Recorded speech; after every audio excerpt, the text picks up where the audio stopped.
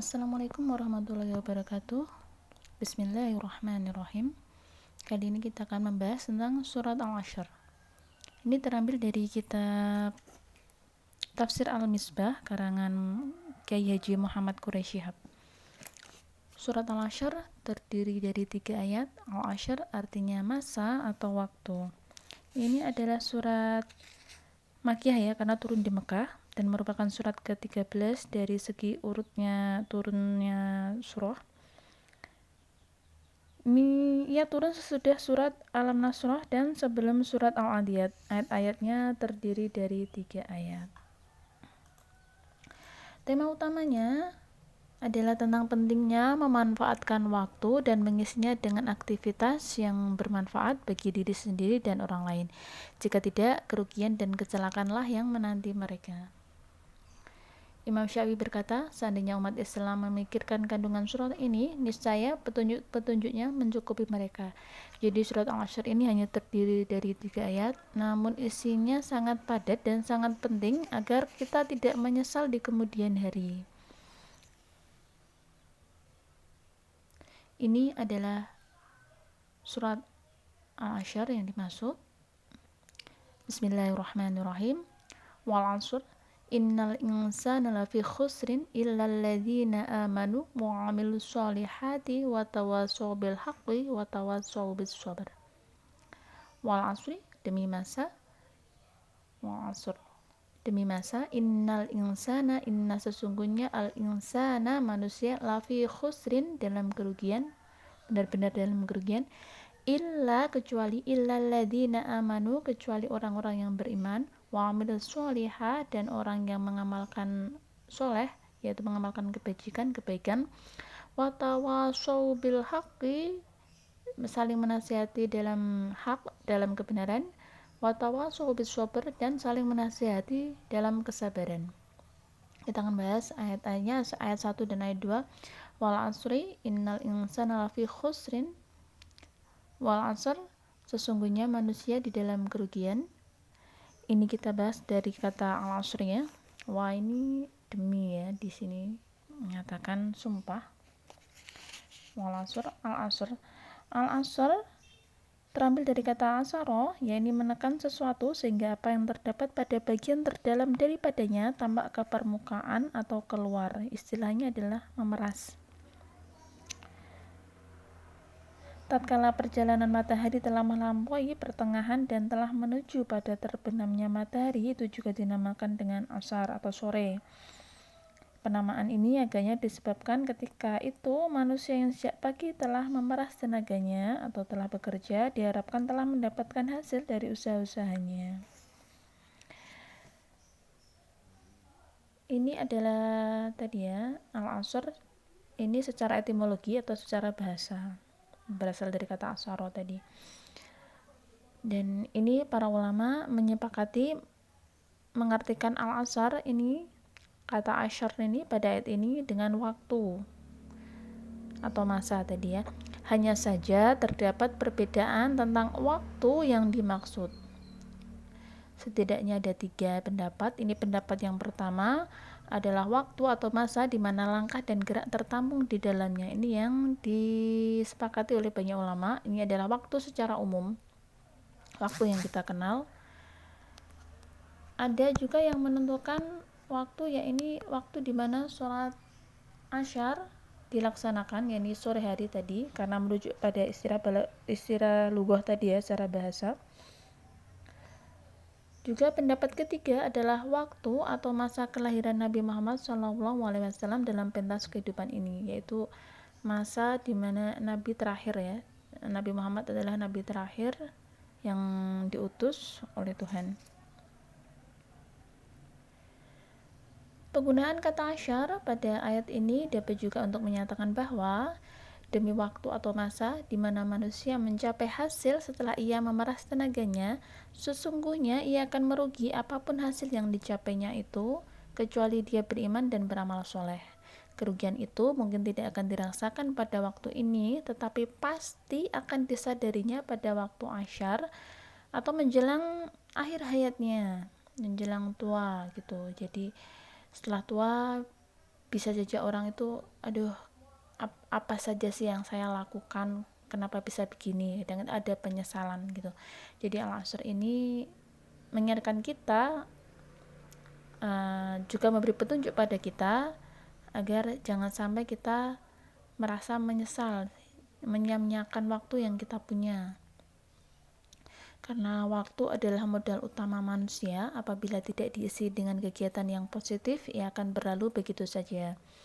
Sayyidina Ali radhiyallahu an pernah berkata, rezeki yang tidak diperoleh hari ini masih bisa diharapkan lagi esok harinya, tetapi waktu yang berlalu hari ini tidak mungkin diharapkan kembali.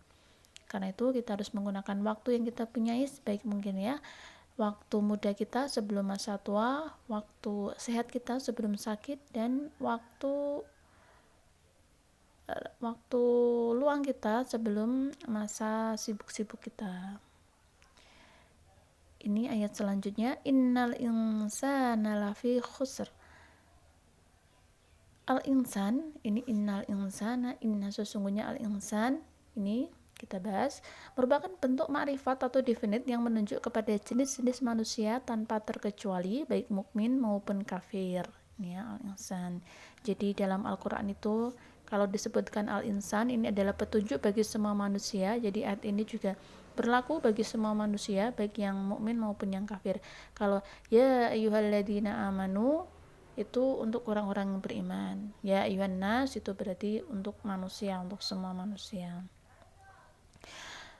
Ini Syekh Muhammad Abduh, ini ulama, menambahkan bahwa manusia yang dimaksud ayat ini walaupun bersifat umum tidak mencakup mereka yang tidak mukallaf atau tidak mendapat beban perintah seperti yang belum dewasa, anak-anak itu ya, atau gila, kehilangan akal. Lafi di sini, innal insana lafi, di sini ada kata lafi. Lam di sini menyeratkan sumpah dan fi mengandung makna atau tempat. Jadi sungguh-sungguh, fi dalam, innal insana sesungguhnya manusia sungguh-sungguh dalam khusr, kerugian.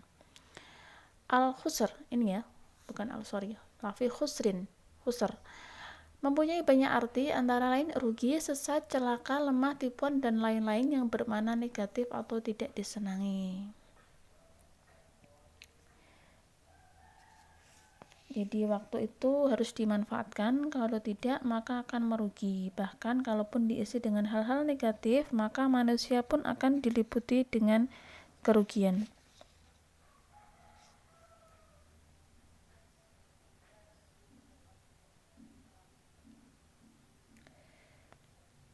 Kalau ayat yang lalu menegaskan bahwa semua manusia diliputi oleh kerugian yang besar dan beraneka ragam, ayat ini mengecualikan mereka yang melakukan 4 pokok kegiatan. Ya, illalladzina amanu, kecuali orang-orang yang beriman, wa amilus sholihah, orang-orang beramal soleh, wa tawasau bil haq, serta orang yang saling berwasiat dalam kebenaran, wa tawasau bis sabr, dan saling berwasiat dalam kesabaran. Tadi yang pertama iman, illalladzina amanu, iman itu adalah pembenaran hati atas apa yang disampaikan oleh Nabi Muhammad SAW. Intinya antara lain dapat disimpulkan dalam rukun iman yang 6 itu. Jadi kita harus yakin benar yang 6 itu, rukun iman yang 6, Allah, malaikat, kitab, rasul, kiamat, takdir, qadar. Iman ini sangat sulit digambarkan hakikatnya. Ia hanya dirasakan oleh seseorang, tetapi sulit baginya apalagi orang lain melukiskan perasaan itu. Jadi nggak bisa dilihat, tapi itu adalah keyakinan dalam hati ya.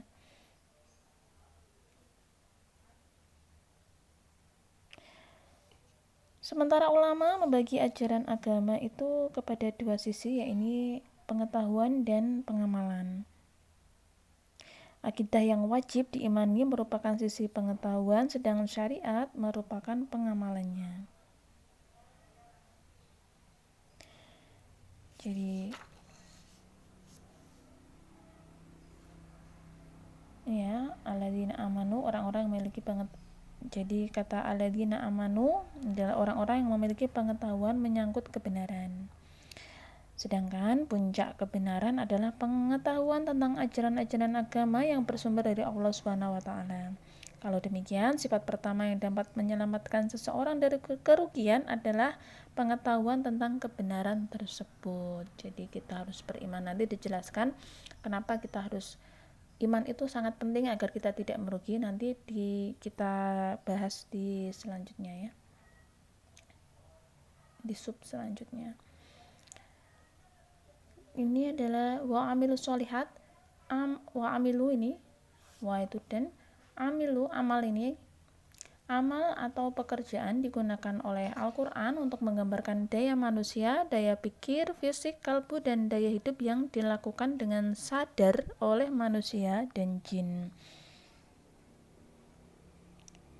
Sedangkan kata soleh terambil dari kata soluha yang di dalam kamus bahasa Arab sering dijelaskan dengan antonim lawan dari kata fasid atau rusak.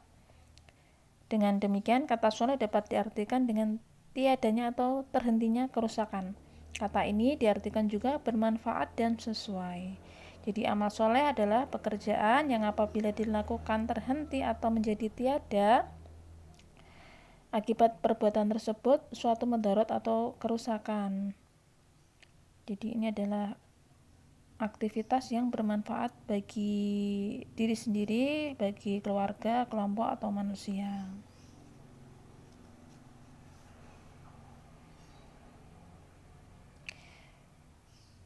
Apabila suatu nilai tidak terpenuhi, manusia dituntut agar membawa nilai yang hilang itu dan memasangnya kembali agar berfungsi.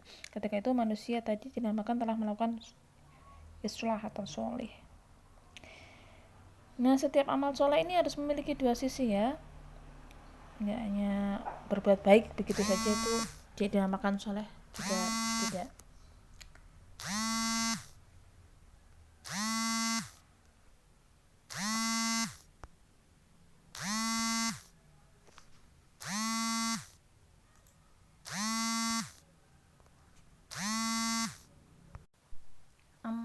Amal soleh memiliki dua sisi ya. Sisi pertama adalah wujud amal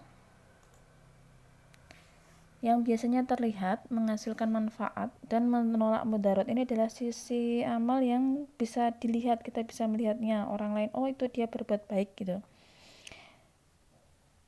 Orang lain pun dapat menilai itu sesuai dengan kenyataan yang dilihatnya.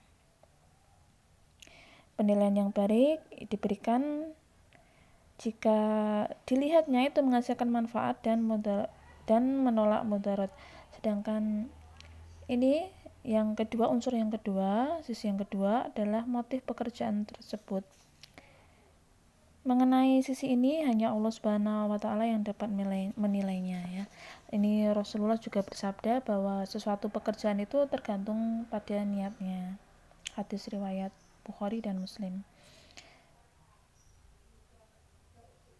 Dengan demikian, lebih jauh kita dapat berkata bahwa di sisi Allah nilai suatu pekerjaan bukan semata-mata bentuk lahiriah yang tampak di alam nyata, tetapi penting juga itu niat pelakunya. Karena itu dapat dimengerti mengapa amal soleh banyak sekali didengarkan dengan kata iman, karena iman inilah yang menentukan arah dan niat seseorang ketika melakukan suatu amal. Dan tidak ada seorang pun yang dapat memastikan diterima atau ditolaknya suatu amal karena hanya bisa melihat dari satu sisi saja, yaitu sisi yang bisa dilihatnya. Sedangkan penilaian Allah itu berbeda dengan tolak ukur manusia. Ini seperti ini ya. Allah Subhanahu wa taala menegaskan la yanalallaha lahumuha wala dima'uha walakin yanaluhut taqwa minkum. Artinya daging-daging dan darahnya binatang kurban yang disembelih itu sekali-kali tidak dapat mencapai keridhaan Allah, tetapi ketakwaan dari kamulah yang dapat mencapainya. Ini Quran surat Al-Hajj ayat 37. Jadi bukan semata-mata besarnya hewan kurban itu adalah yang kita lihat, tapi juga seberapa besar niatnya, keikhlasannya, keridhoannya untuk mencapai keridhoan Allah Subhanahu wa taala.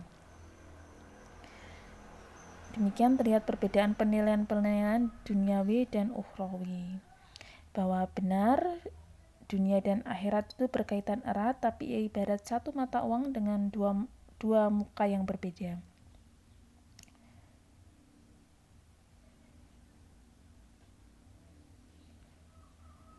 Penilaian di hari kemudian berkaitan dengan niat pelaku, yang intinya adalah keikhlasan kepada Allah, dengan kata lain penyerahan sepenuhnya kepada Allah, kepada Tuhannya.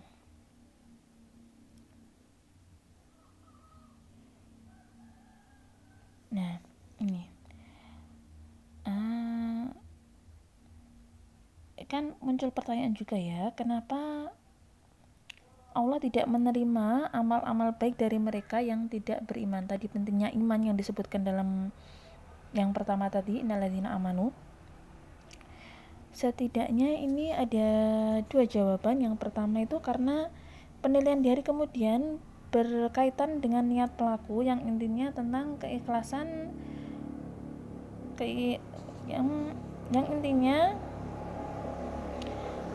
tentang keikhlasan kepada Allah atau penyerahan diri sepenuhnya. Seseorang yang melakukan suatu pekerjaan tetapi atas dorongan ingin dipuji atau ingin memperoleh keuntungan material semata-mata, pekerjaan itu tidak dinilai memenuhi amal soleh. Itu pentingnya niat itu ya, walaupun kelihatannya baik, tapi karena tidak memenuhi unsur iman tadi, unsur semuanya itu harus diserahkan, semuanya itu lillahi ta'ala gitu, atau demi Tuhannya, itu juga belum bisa dikatakan amal soleh.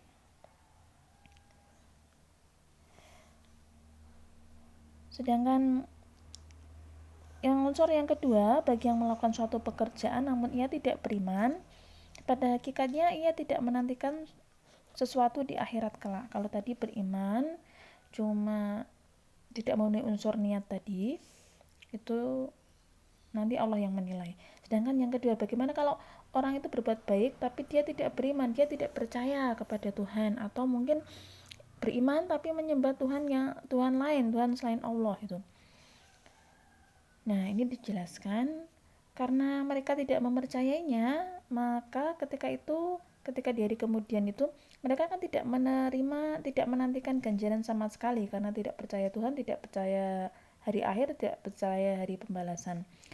Sedangkan bagi mereka yang percaya karena adanya Tuhan tetapi bukan Allah Subhanahu wa taala, kalaupun ia mengharapkan ganjaran di akhirat nanti, ganjaran tersebut tentunya tidak dinantikan dari Allah, melainkan dari Tuhan yang disembah. Misalnya matahari, bulan, bintang, patung dan sebagainya. Jadi silakan saja ia menuntut kepada Tuhan-Tuhan itu. Sama seperti ini ya, tidak adil kan jika seseorang datang menuntut upah kepada orang lain yang ia sendiri tidak bekerja untuknya. Jadi kamu bekerja untuk orang lain tapi minta gajinya kepada orang lain lagi gitu. Itulah kenapa tadi iman itu disebutkan yang pertama. Apabila seseorang telah mampu melakukan amal soleh disertai dengan iman, ia telah memenuhi 2 dari 4 hal yang harus dipenuhinya. Namun untuk benar-benar bebas dari rasa sia-sia tadi ya, atau kerugian, itu ada 4 hal setidaknya.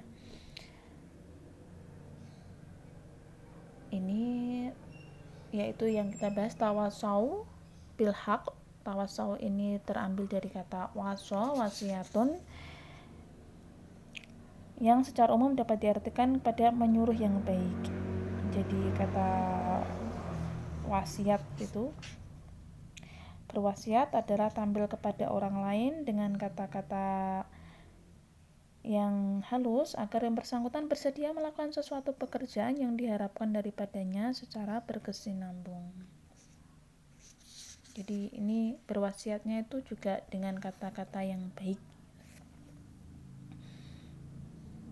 dan juga secara bersinambungan terus-menerus, dan tidak bosan-bosannya menyampaikan kandungan wasiat itu kepada yang diwasiati. Al-haq bil haq itu berarti sesuatu yang mantap, tidak berubah. Apapun yang terjadi, Allah Subhanahu wa taala adalah puncak dari segala yang hak karena Dia tidak mengalami perubahan. Nilai-nilai agama juga hak karena nilai-nilai tersebut selalu mantap dan tidak berubah-ubah. Sesuatu yang tidak berubah sifatnya pasti dan sesuatu yang pasti menjadi benar dari sisi bahwa ia tidak mengalami perubahan. Sementara ulama memahami kata al-haq pada ayat ini dalam arti Allah, yakni manusia hendaknya saling mengingatkan tentang wujud, kuasa, keesaan Allah serta sifat-sifat yang lain. Ada juga yang berpendapat bahwa hak dimaksud Al-Quran ini berdasarkan riwayat yang disandarkan kepada Nabi Muhammad SAW.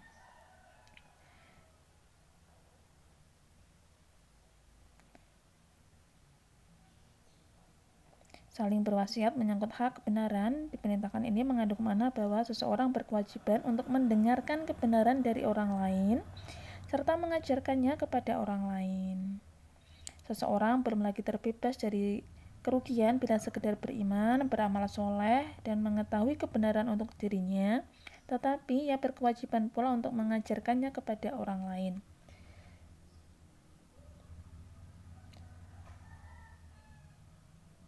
Ini ya, seseorang belum lagi terbebas dari kerugian bila sekedar beriman, beramal soleh. Yang tadi yang saya sebut, sekaligus ini adalah beramal soleh, saling berwasiat tentang kebenaran, dan yang keempat yaitu tentang kesabaran. Sabar adalah menahan kehendak nafsu demi mencapai sesuatu yang lebih baik. Ini secara umum, ini kesabaran itu dibagi dalam dua hal pokok, yaitu kesabaran jasmani dan sabar secara rohani. Yang pertama adalah kesabaran jasmani, itu adalah menerima dan melaksanakan perintah-perintah keagamaan yang melibatkan anggota tubuh seperti sabar dalam melaksanakan ibadah haji yang mengakibatkan keletihan atau sabar dalam peperangan dalam membela kebenaran, termasuk pula sabar di sini adalah menerima cobaan-cobaan yang menimpa jasmani seperti penyakit, penganiayaan dan semacamnya. Sedangkan kesabaran rohani menyangkut kemampuan menahan kehendak nafsu yang dapat mengantarkan kepada keburukan seperti menahan amarah atau menahan nafsu seksual yang bukan pada tempatnya.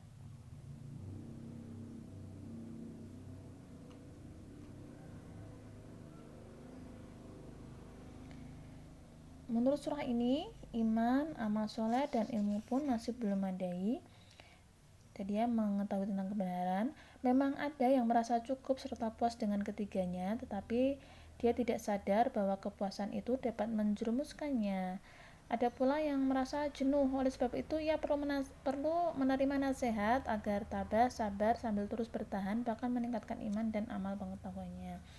Kadang orang itu udah beriman, udah beramal soleh, udah mengetahui yang hak, jadi namun itu juga bisa menjerumuskannya ke dalam sombong juga tadi ya. Maka itu seberapapun pintar kita, pandai kita, atau seberapapun apapun kita, itu menerima nasihat orang lain itu masih diperlukan, saling menasihati. Nah, demikian surat Al-Asr memberi petunjuk bagi manusia, maka sungguh tepat pendapat Imam Syafi'i yang dikutip tadi di awal surah ini. Kalaulah manusia memikirkan kandungan surah ini, sesungguhnya cukuplah ia menjadi petunjuk baginya. Maha benar Allah dengan segala firman-Nya. Astagfirullahaladzim. Wallahu alam, dan mohon maaf jika ada kata-kata yang salah, mungkin ada pengucapan yang salah, penulisan yang salah. Itu kesalahan adalah murni dari saya. Dan wassalamualaikum warahmatullahi wabarakatuh.